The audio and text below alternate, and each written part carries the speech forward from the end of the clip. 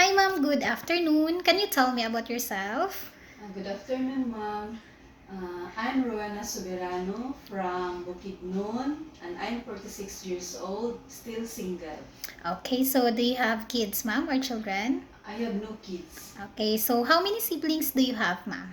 We have 5 siblings. I am the only girl and 4 brothers. Okay, so can you tell me about your educational background? I am a college graduate from Central Mindanao University, and I am working accounting staff.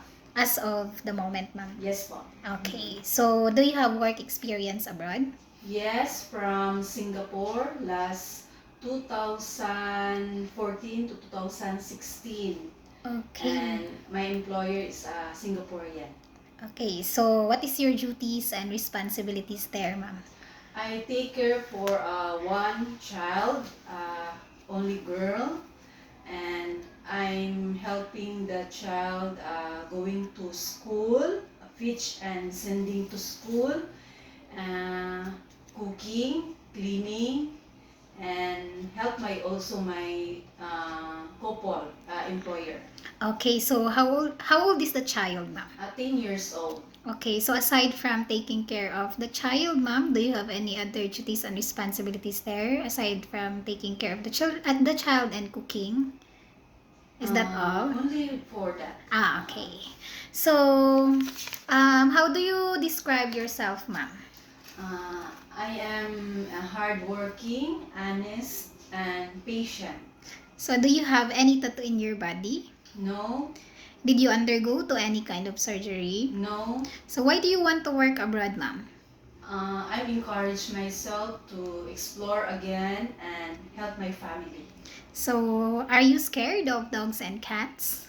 No, I love pets. Okay, so how about big dogs, ma'am?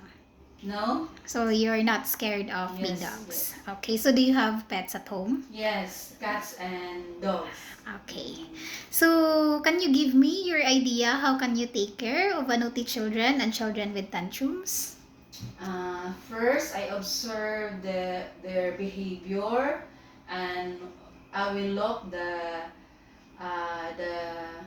their attitudes and ask why she or he behaved like that, and stay calm. Okay. So what is your message to your future employer, ma'am? For Madam and Sir, I encourage you to be nice to your workers, and also you count us as family, because for me, I will love and also count you as my family. That's all, and thank you. Okay, thank you, ma'am.